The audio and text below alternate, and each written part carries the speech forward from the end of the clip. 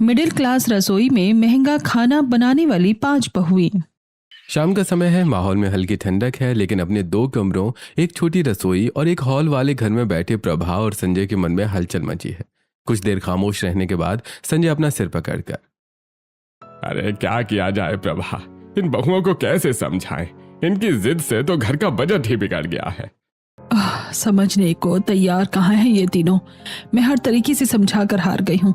अब लगता है इनका महंगा शौक हमें ले डूबेगा। तभी पड़ोसन दीपा वहां आती है। अरे प्रभा भाभी, संजय भाई साहब, आप दोनों ऐसी चिंता में क्यों बैठे हुए हो? सब ठीक तो है ना? अब क्या बताएं दीपा जी, हम अपनी बहुओं की वजह से परेशान हैं। अच्छा, जिस घर में इतनी सारी बहुएं हो वो तो खुशियों का घर होता है। उस घर में बहुओं को लेकर किस बात की चिंता? बोल तो ऐसे रही हो जैसे तुम्हें कुछ पता ही नहीं हो। न जाने कैसी मिडिल क्लास रसोई में महंगा खाना बनाने वाली बहुएं आ गई हैं, हमारी हैसियत से ज्यादा, जिनके खाने के शौक है। जिस समय इनकी बातें चल रही थी, ठीक उसी समय इनकी तीनों बहुएं अंजलि, रानी और निशा सुपरमार्केट के वेजिटेबल सेक्शन में एवोकाडो, ब्रोकली और मशरूम देखते हुए शॉपकीपर से इनकी क्वालिटी के बारे में बात कर रही थी। भैया, ये एवोकाडो एकदम फ्रेश है ना? मुझे एकदम अच्छी क्वालिटी वाला चाहिए। ब्रोकली उठाते हुए रानी, भैया ये ब्रोकली भी ताजी देना, आज मुझे एकदम रेस्टोरेंट स्टाइल सैलेड बनाना है। मशरूम का पैकेट पकड़ते हुए, मुझे ताजे मशरूम चाहिए, आज मशरूम बिरयानी खाने का मन है। आज मेरा मन एवोकाडो टोस्ट खाने का है। तुम दोनों भी तैयार रहना, मेहनत आज खूब होने वाली है।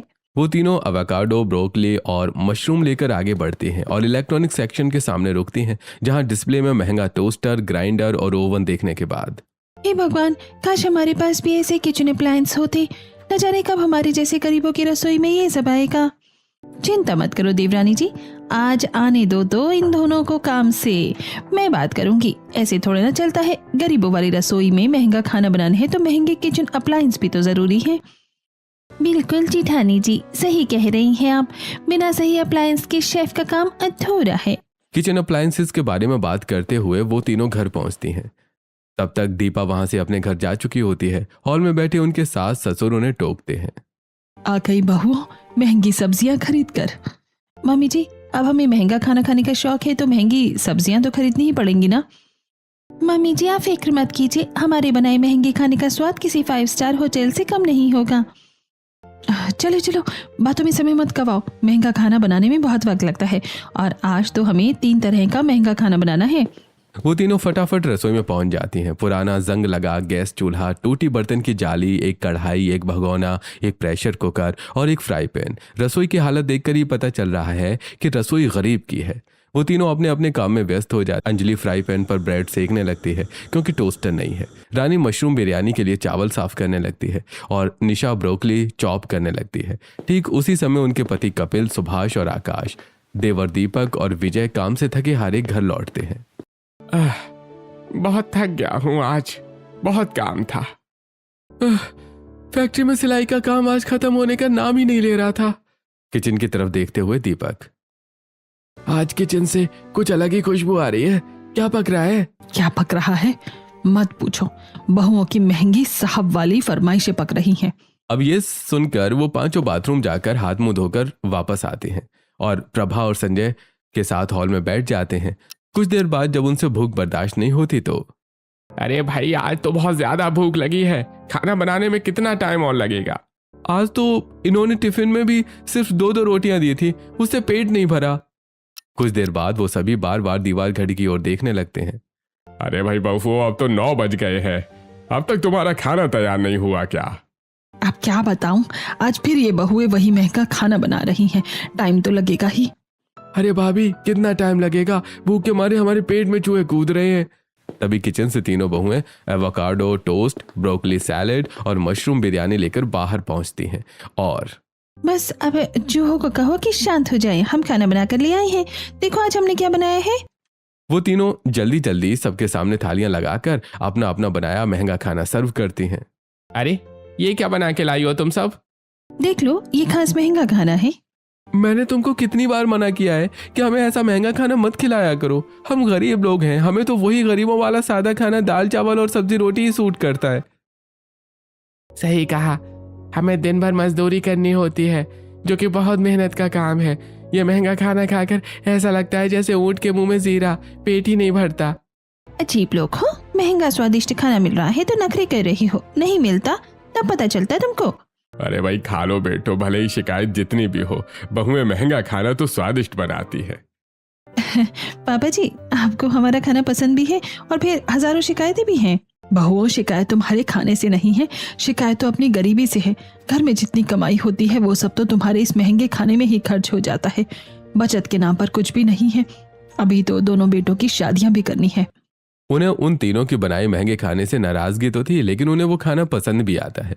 खाना खाकर कपिल, सुभाष, आकाश और उनके कुंवारे भाई एक कमरे में चले जाते हैं। उनके मम्मी पापा हॉल में ही बिस्तर लगाते हैं और तीनों बहुएं झूठे बर्तन लेकर रसोई में पहुंच जाती हैं। कुछ देर बाद वो तीनों भी अपने अपने पतियों के पास उसी कमरे में पहुंच जाती हैं।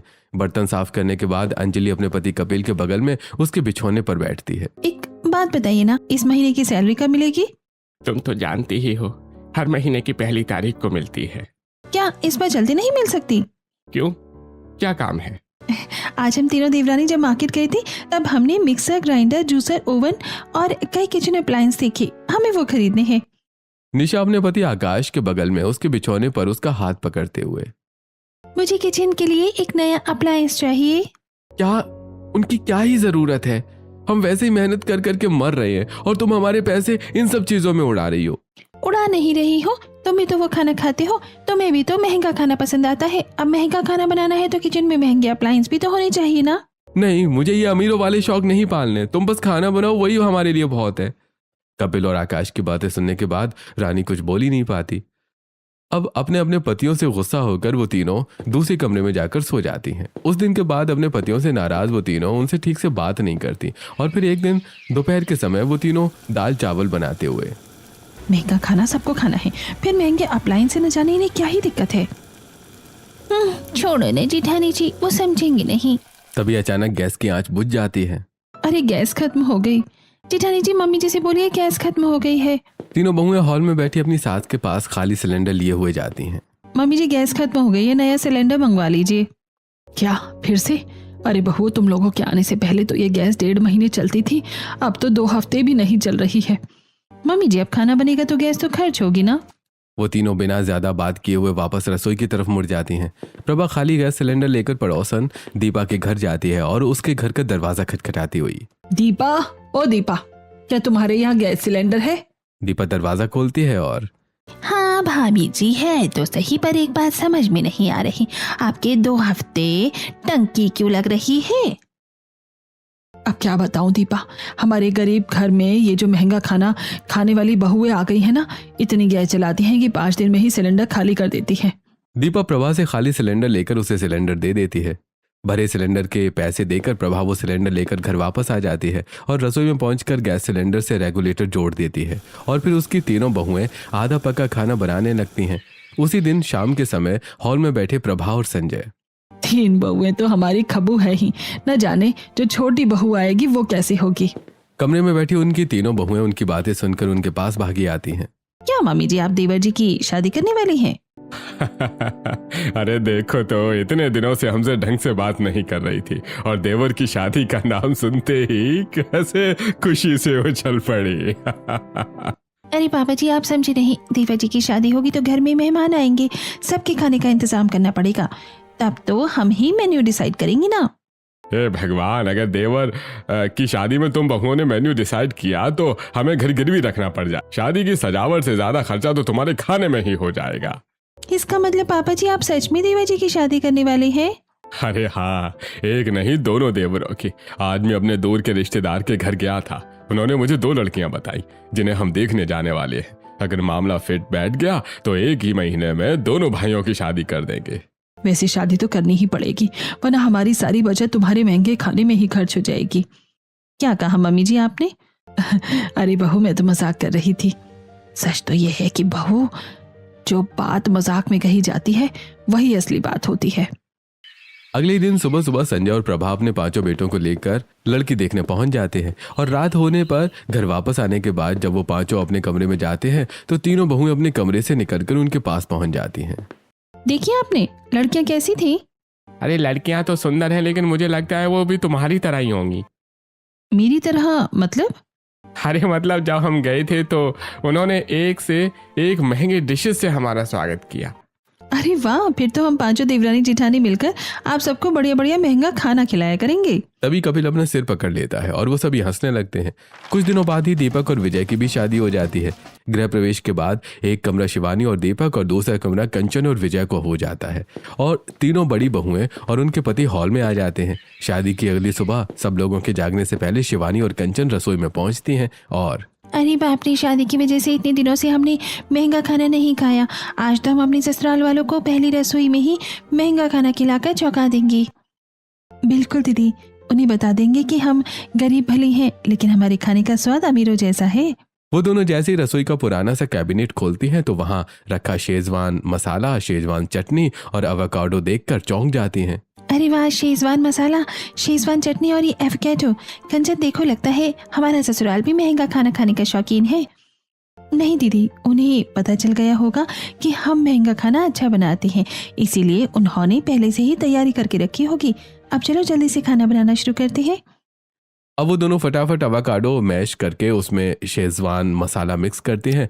कुछ देर बाद उन दोनों के पति और तीनों जेठ काम पर जाने के लिए रेडी होकर हॉल में बैठते हैं और वहां बैठी उनकी तीनों जेठानियों को देखकर, अरे तुम तीनों आज भी यहीं हो? आज नाश्ता नहीं बनाया क्या? हाँ भाभी, जल्दी नाश्ता बनाओ ना, हमें भूख लगी है, काम पर भी जाना है। अरे वाह देवा जी, बात तो ऐसे कर रही हो जैसे आज का खाना हमें बनाना है। भूल गए क्या, आज देवरानियों की पहली रसोई है। आज खाना वो बनाएंगी, बुलाओ अपनी अपनी पत्नियों को खाना बनाए। पर वो तो कमरे में है ही नहीं। कमरे में नहीं है तो कहाँ गई? तभी शिवानी और कंचन रसोई से ट्रे में एवोकाडो सैंडविच लेकर वहां पहुंचती है। अरे हम तो यही हैं। अरे वाह बहू, हमें लगा था कि तुम कमरे में होगी, लेकिन तुम तो किचन से खाना लेकर आ रही हो। तुम तो बहुत सुपरफास्ट निकली। मामी जी देखिए हमने क्या बनाया है, गरीबों वाली रसोई में अमीरों वाला महंगा खाना। प्रभा ट्रे में रखे एवोकाडो सैंडविच देखती है और अपना सिर पकड़ लेती है। हे भगवान, ये क्या कर लिया मैंने। क्या हुआ मामी जी, हमने कोई गलती कर दी है क्या? अरे नहीं देवरानी जी, तुम समझी नहीं। हम तीनों जेठानियां पहले से ही गरीब रसोई में महंगा खाना बनाती हैं और अब तुम दोनों भी यही बना रही हो। इसीलिए सासू माँ सर पकड़ कर बैठ गई हैं कि उनकी पांचों बहुएं एक जैसी ही हैं, तो अब उनका क्या होगा। यही बात है ना मामी जी? हाँ यही बात है। अब वो दोनों सबको सैंडविच सर्व करती हैं। सब सैंडविच खाते हैं। भले ही शिकायतें तुमसे जितनी भी हों, लेकिन एक बात तो माननी पड़ेगी कि तुम दोनों के बनाए हुए सैंडविच में तुम्हारी जेठानियों के हाथ जैसा ही स्वाद है। जब हमने रसोई में महंगे मसाले देखे तो हमें शक हो गया था मामी जी कि हमारी जेठानियां भी हमारी तरह महंगा खाना खाने की शौकीन है। अब हम आपकी पांचों बहुएं मिलकर गरीब की रसोई में महंगा खाना बनाया करेंगी। सैंडविच खाकर पांचों बहुओं के पति अपने अपने काम पर चले जाते हैं। 2 और बहुओं के आ जाने के बाद प्रभा की पांचों बहुएं मिलकर हर दूसरे या तीसरे दिन महंगा खाना बनाने लगी और सबको खिलाने लगी, जिस वजह से उनके पतियों को मिलने वाली सैलरी महीना भर नहीं चलती थी और बचत का तो नामो निशान नहीं था। एक दिन शाम के समय जब पांचों बहुएं बाजार गई हुई थी, तभी हॉल में बैठे प्रभा और संजय। अरे लगता है मेरे जीते जी बड़े घर में जाने का सपना सपना ही रह जाएगा। हाँ सही कह रहे हैं आप। पांचों बेटों की कमाई तो ये पांचों बहुएं महंगा खाना बनाने और खिलाने में ही खत्म कर देती हैं। तभी उनके पांचों बेटे काम से एक साथ लौटते हैं और उनके परेशान और उदास चेहरे देखकर, मम्मी पापा, आप लोगों के चेहरे पर इतनी उदासी और टेंशन क्यों है? बेटा क्या बताए, हम सोच रहे थे कि तुम पांचों मेहनत करते हो, छोटी मोटी नौकरी और मजदूरी ही सही, पर इतनी कमाई तो कर ही लेते हो कि कुछ सालों की बचत से हम बड़ा घर ले लें। लेकिन क्या पापा? बेटा देखो ना, तुम्हारी पत्नियां सिर्फ अपने बारे में सोचती हैं। उन्हें ये नहीं दिखता कि हम गरीब हैं, हमारी हैसियत क्या है। उन्हें बस महंगा खाना बनाने और खाने से मतलब है। उसमें कितना खर्च होता है उन्हें परवाह नहीं। तुम्हारी सारी कमाई उसी में खत्म हो जाती है। बचत के नाम पर कुछ भी नहीं है। मम्मी मैं क्या ही बताऊं, हम खुद उन्हें समझा के थक गए हैं कि महंगा खाना सिर्फ महीने में 1 या 2 बार ही बनाओ, लेकिन समझती ही नहीं है। फिर से समझाने की कोशिश करो ना। देखो, अगर कभी कोई दुर्घटना हो गई तो हमें दूसरों के आगे हाथ फैलाने पड़ेंगे और अब बहुओं को तो बचत करनी सीखनी चाहिए। तुम सब समझदार हो, तुम जब कभी बाप बनोगे तो उसमें भी तो भारी खर्चा होगा ना। सही कह रही हो मम्मी, इस बार हम सभी अपनी पत्नियों को अच्छे से समझाएंगे। अपने मम्मी पापा से बात करके वो पांचों बाहर ताज़ी हवा के टहलने के लिए निकल जाते हैं और जब घर वापस आते हैं तब उन पांचों की पत्नियां बाजार से वापस आ चुकी होती हैं। विजय अपने कमरे में जाता है और देखता है कि उसकी पत्नी कंचन जमीन पर बिछे बिछौने पर लेटी फोन पर यूट्यूब में कुकिंग वीडियोस देख रही है। वो उसके पास जाता है और कंचन, बहुत भूख लगी है, आज खाने में क्या बना है? फोन दिखाते हुए। ये देखो, मैं अभी यूट्यूब पर सर्च कर ही रही थी। बताओ तुम्हें कौन सा डिश खानी है? तुम जो कहोगे मैं अभी फटाफट बना दूंगी। कंचन, तुम फिर वही कर रही हो। माँ पापा ने समझाया था कि खर्चा कम करो, बचत पर ध्यान दो, हमें बड़ा घर लेना है। अरे तुम भी क्या मम्मी पापा की बातों में आ गए हो? खाओ पियो मस्त रहो, घर तो कभी भी बन जाएगा। सब एक जैसे नहीं होते, थोड़ा एंजॉय तो करो। ठीक उसी समय हॉल में अंजलि के बगल में बैठा कपिल। अंजलि, मुझे चिंता हो रही है। माँ पापा सही कहते हैं, हर दिन एक जैसे नहीं होते। अगर हम आज बचत नहीं करेंगे तो भविष्य में बच्चे की पढ़ाई का खर्चा और उसकी जरूरतें कैसे पूरी करेंगे? तुम खामखा चिंता करती हो कपिल, सब सही हो जाएगा, ज्यादा मत सोचो। और अभी बच्चे नहीं हैं तो उनकी चिंता क्यों करनी? बातों ही बातों में मैं तो भूल ही गई कि खाना भी बनाना है। मैं खाना बनाने जा रही हूँ। अंजलि और कंचन की तरह बाकी तीनों ही अपने अपने पति की बातें नजरअंदाज करके रसोई में पहुंच जाती हैं।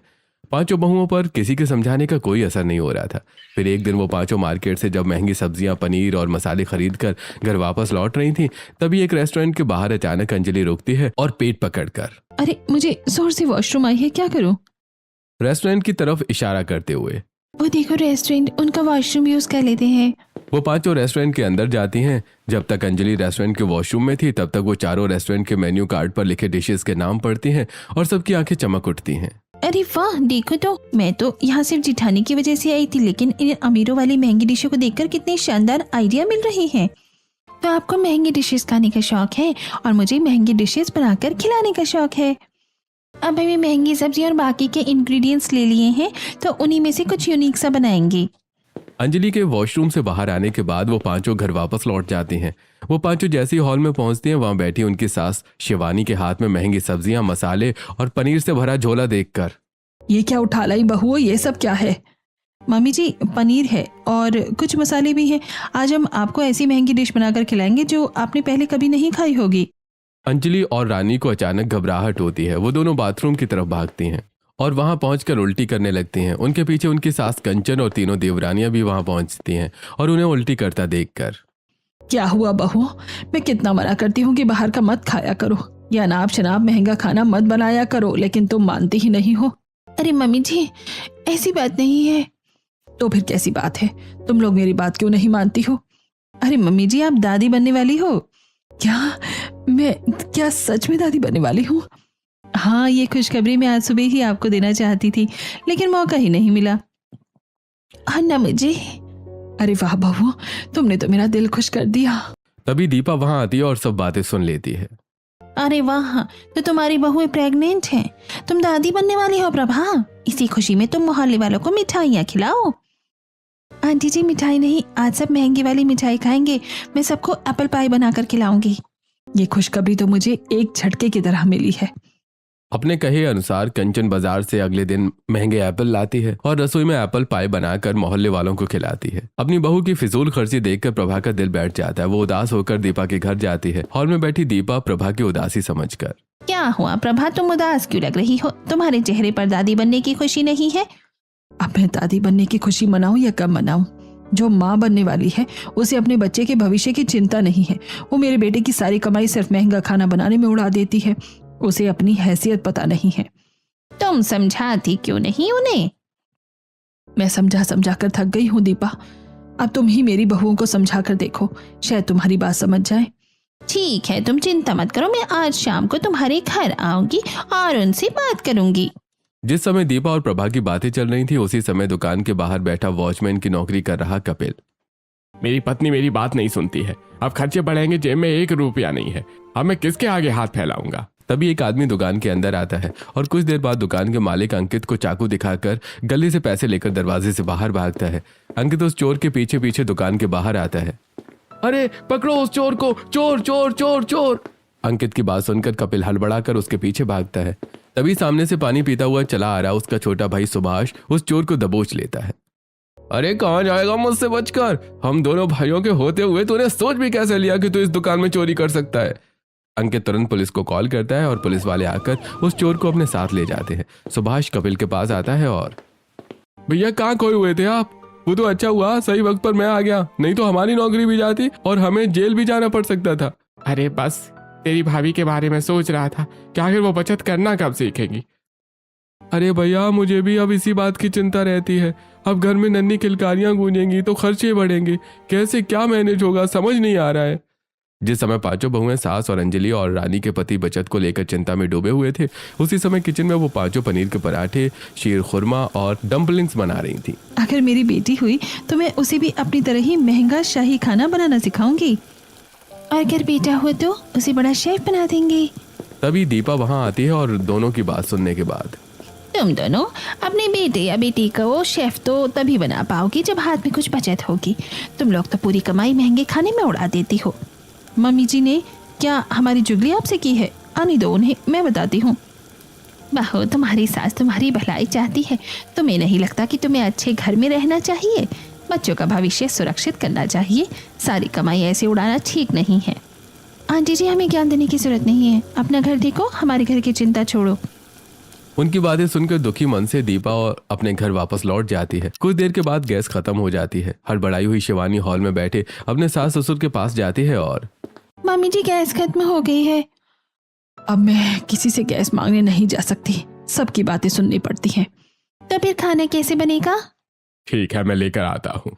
संजय गैस डिलीवरी वाले से ब्लैक में दुगनी कीमत चुकाकर गैस सिलेंडर ले आते हैं और किचन में सिलेंडर फिट करते हुए वहां खड़ी अपनी बहुओं से, बहू जरा ध्यान से गैस खर्च करना, ये टंकी मुझे बहुत महंगी पड़ी है, यानी ब्लैक में मिली है। सिलेंडर फिट करके संजय वहां से हॉल में चले जाते हैं। ठीक उसी समय सिलाई कारखाने में सिलाई मशीन पर बैठा शर्ट सिल रहा विजय, पहले सिर्फ भाभियां महंगा खाना खिलाती थी, अब मेरी पत्नी भी वही करती है, कैसे गुजारा होगा, 1 रुपया नहीं बचता। विजय का ध्यान भटकता है और कीमती कपड़े पर गलत सिलाई हो जाती है। सभी वर्कर्स के काम पर नजर रखते हुए सुपरवाइजर शुभम ये देखता है और उसके पास आकर, ध्यान कहाँ है तुम्हारा, कितना सारा कपड़ा खराब कर दिया। सॉरी सर, गलती हो गई। सॉरी से काम नहीं चलेगा, इस नुकसान की भरपाई तुम्हारी सैलरी से होगी। विजय उदास होकर सिलाई करने लगता है और कुछ देर बाद छुट्टी होने के बाद पांचों भाई घर वापसी के समय पैदल चलते हुए रास्ते पर मिलते हैं। अब बहुत हो गया, हम जिंदगी भर ऐसे पिसते नहीं रहेंगे। हम बाहर एक समोसा खाने में भी 10 बार सोचते हैं कि फालतू खर्चा होगा, और घर पर पत्नियां महंगा खाना बनाकर पैसा पानी की तरह बहा रही हैं। ठीक है, अब हमें जो सैलरी मिलेगी हम उसे अपने शौक पूरे करने में लगाएंगे, न कि उनकी फिजूल खर्ची में। ये डिसाइड करके अब पांचों भाई अपने घर पहुंच जाते हैं। धीरे धीरे दिन बीतते हैं और सैलरी का दिन आता है। सैलरी मिलते ही कपिल अपने लिए महंगा चश्मा, सुभाष अपने लिए महंगे जूते और कपड़े, आकाश महंगी घड़ी और उनके दोनों भाई छोटे अपने लिए आईफोन फाइनेंस करवाकर घर पहुंचते हैं। उनके घर पहुंचते ही हॉल में बैठी उनकी पत्नियां, आज महीने की पहली तारीख है, लाओ महीने की सैलरी लाओ, हमें कल मार्केट जाना है, रसोई का सामान खत्म हो गया है। सैलरी खत्म हो गई है। क्या खत्म हो गई, कैसे? वो ऐसे कि अब तक हम जो सैलरी लाते थे वो तुम महंगे खाने में उड़ा देती थी, हम अपने लिए तरस जाते थे, अब हम अपने ऊपर खर्च करेंगे। अगर तुम्हें महंगा खाना खाना है तो तुम खुद कमाओ और खुद खाओ। हम अपने लिए नहीं बनाते थे, हमें शौक है आप लोगों को महंगा खाना बनाकर खिलाने का। हाँ, हमें खाने का शौक है, लेकिन हम अकेले नहीं खाते, तुम सबको भी खिलाते हैं। बहू जो भी हो, पैसा तो मेरे बेटों का लगता है ना, तो मेरे बेटे जो कर रहे हैं बिल्कुल सही कर रहे हैं। सैलरी के पैसे न मिलने पर पांचों बहुओं के लिए रसोई का खर्च चलाना काफी मुश्किल हो गया था। एक दिन शाम के समय रसोई में खड़ी वो पांचों, हमने भले ही महंगा खाना बनाया, लेकिन वो सिर्फ हमारे लिए नहीं था, उनके लिए भी था, लेकिन फिर भी उन्होंने हमें गलत ठहरा दिया। अब रसोई कैसे चलेगी? तभी अचानक अंजलि का पेट दर्द करने लगता है और वो पेट पकड़कर जमीन पर लेट जाती है। अरे ओ माँ, मेरा पेट कितना दर्द हो रहा है। अपने अपने काम से वापस लौट चुके पांचों भाई अंजलि को ऑटो से हॉस्पिटल ले जाते हैं। उनके पीछे पीछे प्रभा और संजय भी अपनी चारों बहुओं के साथ वहां पहुंचते हैं। डॉक्टर निखिल स्ट्रेचर पर लेटी दर्द से करहा रही अंजलि को देखते हैं और उसके पेट पे हाथ फेर कर, देखिए प्रेगनेंसी में ऐसे कॉम्प्लिकेशंस होना आम बात है, लेकिन कई बार किसी खास वजह से ऐसा होता है। जब तक वो वजह पता नहीं चलेगी तब तक ट्रीटमेंट नहीं शुरू किया जा सकता। डॉक्टर साहब, तो जल्दी से दर्द की वजह का पता लगाकर मेरी बहू का इलाज शुरू कीजिए ना।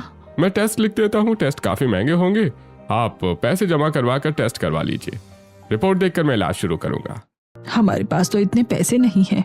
तो फिर इलाज नहीं हो पाएगा और पेशेंट की जान को भी खतरा हो सकता है। हे भगवान, अब क्या होगा? अरे डॉक्टर साहब, मुझे थोड़ी मोहलत दीजिए, मैं पैसे का इंतजाम करता हूँ। ठीक है, आपके पास सिर्फ आज का समय है, ज्यादा देर हो गई तो पेशेंट को कुछ भी हो सकता है। तभी संजय वहां से जाते हैं और कुछ घंटों बाद पैसे लेकर वापस आते हैं।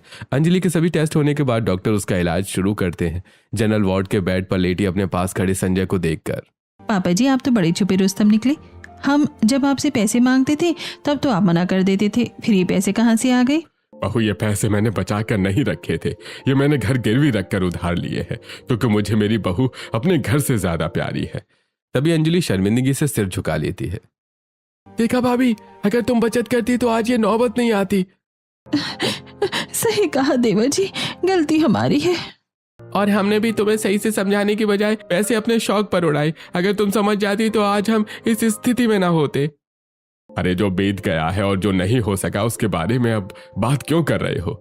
बहू, तुम जल्दी से ठीक होकर घर वापस आ जाओ, फिर हम तुम्हारी पसंद का महंगा खाना खाएंगे।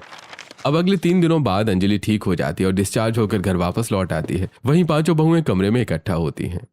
मेरे इलाज के लिए पापा जी ने अपना घर गिरवी रख दिया है। क्या? हमें तो किसी ने बताया ही नहीं। यही तो हमारी गलती है। हम सब अपने शौक में इतनी अंधी हो गई थी कि हमें ये भी नहीं दिखा कि घर किस कगार पर खड़ा है। अब बस बहुत हो गया, हमें अपने शौक और अपनी जुबान दोनों पर कंट्रोल करना होगा।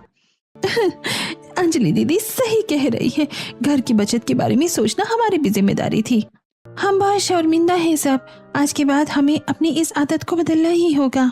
बिल्कुल, चलिए अभी हॉल में चलते हैं और सबको बताते हैं। वो 5 हॉल में बैठे अपने सास ससुर और अपने अपने पतियों के पास जाती हैं और अरे आ गई तुम लोग। अंजलि बहू, अब कैसी तबीयत है तुम्हारी? मैं ठीक हूँ पापा जी, और मैं काफी ज्यादा शर्मिंदा हूँ कि आपको मेरी वजह से घर गिरवी रखना पड़ गया। पापा जी, हमें आज अकल आई है। हम समझ गए हैं कि सिर्फ अमीरों वाला महंगा खाना खाने से अमीर नहीं बना जाता है, बल्कि अमीरों की तरह पैसे कमाने और बचत करना सीखना पड़ता है।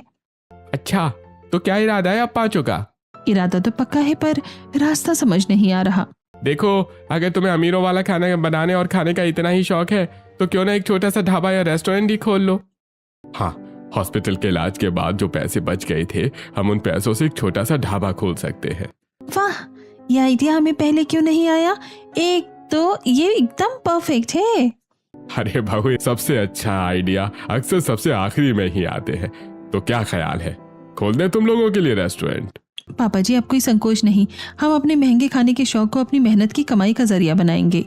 उसी समय संजय वहां से उठते हैं और अपने 5 बेटों के साथ वहां से चले जाते हैं। और कुछ दिनों बाद वो अपनी 5 बहुओं, बेटों और पत्नी के साथ एक छोटे मगर साफ सुथरे रेस्टोरेंट के बाहर खड़े होते हैं। वो सभी रेस्टोरेंट के बाहर लगे बोर्ड मिडिल क्लास रसोई का महंगा खाना देख रहे हैं। ये लो बहू, तुम्हारा छोटा सा रेस्टोरेंट। अब यहाँ जितना मर्जी उतना महंगा खाना बनाओ और तुम्हें रोकने टोकने वाला भी कोई नहीं होगा। 5 बहुएं रेस्टोरेंट में महंगा खाना बनाना शुरू कर देती हैं और उनके पति वेटर और कैशियर का काम शुरू कर देते हैं। देखते ही देखते उनका रेस्टोरेंट काफी ज्यादा फेमस हो जाता है, क्योंकि वहां पर लोगों की कम कीमत में अमीरों वाले खाने का स्वाद मिल रहा था। एक दिन जिस दुकान में कपिल और सुभाष चौकीदारी किया करते थे, उसका मालिक वहां खाना खाने आता है और जैसे ही पहला निवाला खाता है, अरे इन बहुओं ने तो कमाल कर दिया भाई, इन्होंने गरीबी का रोना रोने की बजाय अपनी काबिलियत को ही कारोबार बना लिया। अब 1 महीना रेस्टोरेंट चलाने के बाद शाम के समय रेस्टोरेंट बंद करने से पहले 5 बहुएं अपने पतियों के साथ हिसाब लगाती हैं। अरे वाह, पहले ही महीने में हमें 30,200 की बचत हुई है। वो पैसे 5 बहुएं घर जाकर हॉल में बैठे अपने ससुर को देती हैं। पापा जी, हमारी पहली कमाई। संजय रुपए लेते हैं और तुमने न सिर्फ घर की आर्थिक स्थिति सुधारी, बल्कि अपने शौक को भी एक नई दिशा दी है। आज मुझे गर्व है कि मेरी बहुएं अब सिर्फ खाना नहीं बनाती, वो अपना घर भी संभालती हैं। अब मिडिल क्लास रसोई में महंगा खाना बनाने वाली 5 बहुएं खाना बनाकर पैसे कमाने लगती हैं और धीरे धीरे अपने पूरे परिवार की गरीबी दूर कर देती हैं।